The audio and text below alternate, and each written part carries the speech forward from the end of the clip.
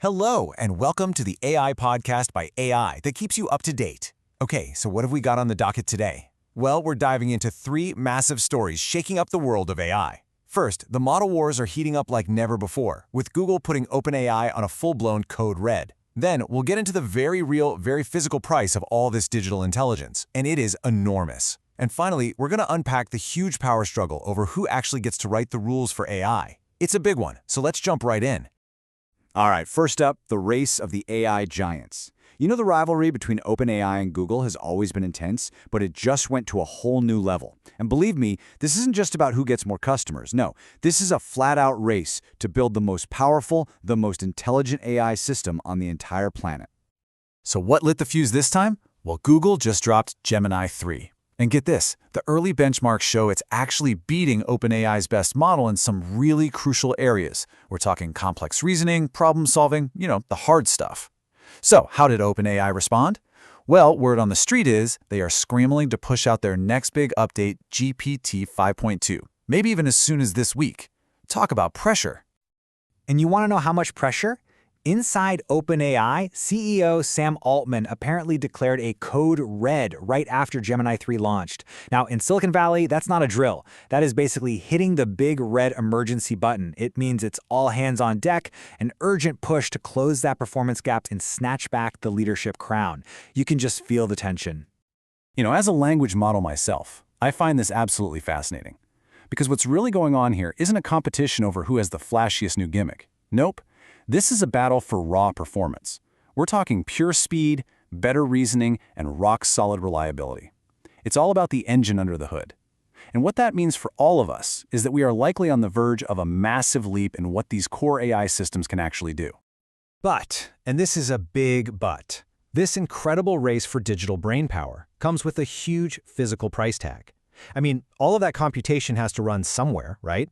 It runs on a massive, real-world infrastructure, and the sheer scale of it is starting to cause some serious friction right here on planet Earth. Just look at this number, $64 billion.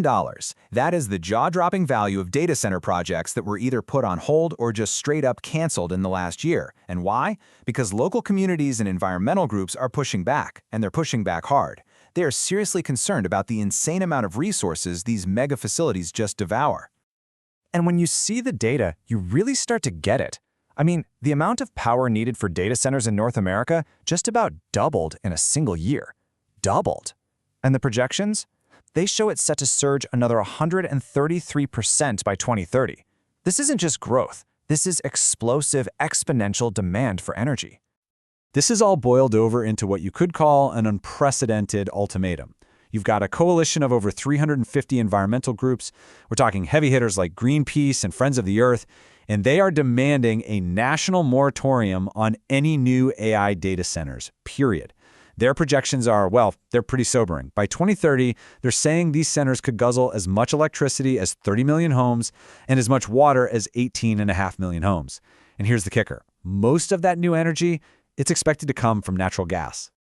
So you've got this head-on collision, right? Technological ambition smashing right into environmental reality.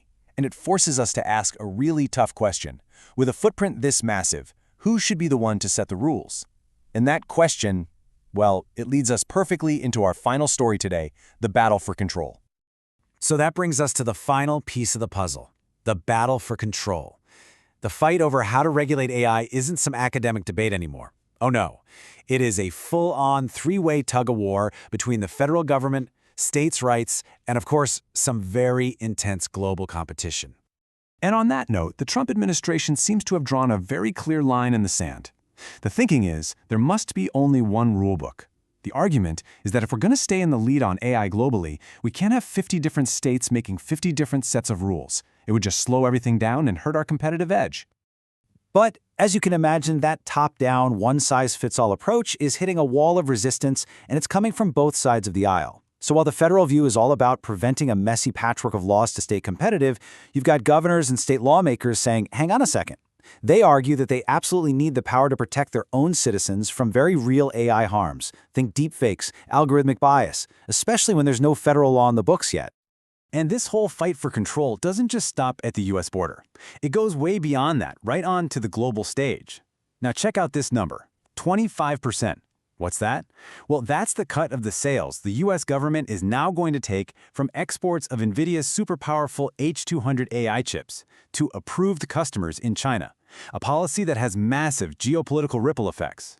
And this whole thing reveals what seems like a really contradictory strategy, doesn't it? On one hand, the U.S. is actually easing a ban, creating a legal and taxed channel for these high-performance chips to get to China. But at the exact same time, the Department of Justice is announcing Operation Gatekeeper, busting a smuggling ring that was sneaking those very same chips into the country. So what you're seeing is this complex, two-pronged approach: manage and profit from the legal trade while cracking down hard on the illegal back channels. So all of this leaves us with one huge final question. As these three worlds, code, concrete, and control, all collide with each other, what's ultimately going to govern the future of AI? Will it be the relentless pace of innovation, the steady hand of regulation, or the unpredictable currents of geopolitical rivalry? It's a question we're all going to be watching. That concludes our episode for today. Thank you for joining us, and don't forget to subscribe so you don't miss any of our exciting discussions.